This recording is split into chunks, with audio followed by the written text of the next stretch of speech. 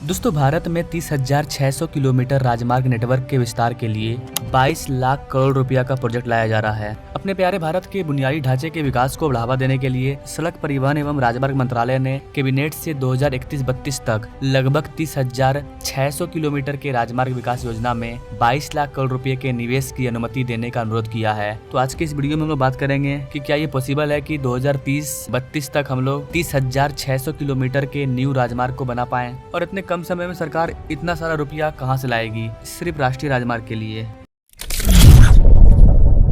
दोस्तों, अभी हाल ही में वित्त मंत्रालय को सौंपी गई तथा प्रमुख मंत्रालय के साथ साझा की गई इस वाले प्रोजेक्ट का उद्देश्य भारत के सड़क नेटवर्क का व्यापक विस्तार करना है। प्रस्ताव में रणनीतिक और अंतर्राष्ट्रीय सड़कों का विकास, शहरों के आसपास 4,000 किलोमीटर राष्ट्रीय राजमार्गों के भीड़भाड़ से मुक्ति करना तथा 18,000 किलोमीटर एक्सप्रेसवे और हाई स्पीड कॉरिडोर का निर्माण शामिल है। उल्लेखनीय है कि इस निवेश का लगभग 35% हिस्सा निजी क्षेत्र से आएगा, यानी कि 35% पैसा प्राइवेट प्लेयर इसमें इन्वेस्ट करेंगे। राजमार्ग विकास के लिए मास्टर प्लान 2 चरणों में लागू किया जाएगा। सड़क परिवहन सचिव अनुराग जैन की अध्यक्षता में हुई अंतर मंत्रालय बैठक में अधिकारियों ने अंतिम रोडमैप पर चर्चा की। इसका उद्देश्य 2028-29 तक चरण 1 के तहत सभी प्रोजेक्ट के लिए निविदाएं जारी करना और 2031-32 तक उन्हें पूरा करना है।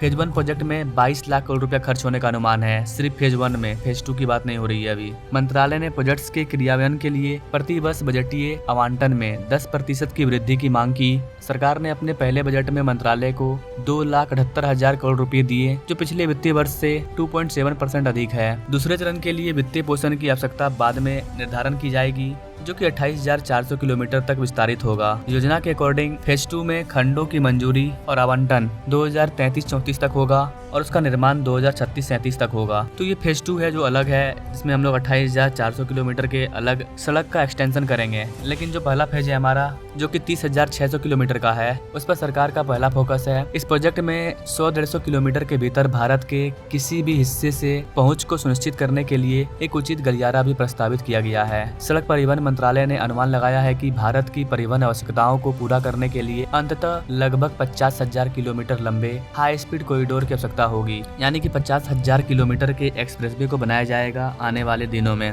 2014 से पहले देश में 1,000 किलोमीटर का भी हाई स्पीड कॉरिडोर अवेलेबल नहीं था, लेकिन वर्तमान में ये आंकड़ा 7-8 हजार के पार चला गया है। इसके अलावा 8 से 10 हजार किलोमीटर के हाई स्पीड कॉरिडोर पर काम भी किया जा रहा है। 2026-27 तक ये आंकड़ा बढ़ करके 11,000 के पार चला जाएगा। आपको बताना चाहेंगे इसकी 2021-22 में करीब 73% माल सड़क मार्ग से ढोया गया, जबकि रेलवे का हिस्सा करीब 23% था। टाइम्स ऑफ इंडिया की रिपोर्ट के मुताबिक 350 किलोमीटर से कम दूरी पर ढोए गए माल में 82% माल सड़क मार्ग से ढोया गया, जबकि 600 किलोमीटर से ज्यादा दूरी पर ढोए गए माल, इसका परसेंटेज 62% है। आपको बता देगा इसकी पूरा होने पर राष्ट्रीय राजमार्ग नेटवर्क पर ट्रकों की औसत गति 47 किलोमीटर प्रति घंटा से बढ़कर के 85 किलोमीटर प्रति घंटा हो जाएगी। चीन में राजमार्गों पर औसत यात्रा गति 90 किलोमीटर प्रति घंटा है, जबकि अमेरिका में यह 100 किलोमीटर प्रति घंटा से अधिक है। सरकार का अनुमान है कि औसत गति बढ़ाने से भारत को लॉजिस्टिक लागत में 9 से 10% की कमी लाने का टारगेट हासिल करने में मदद मिलेगा,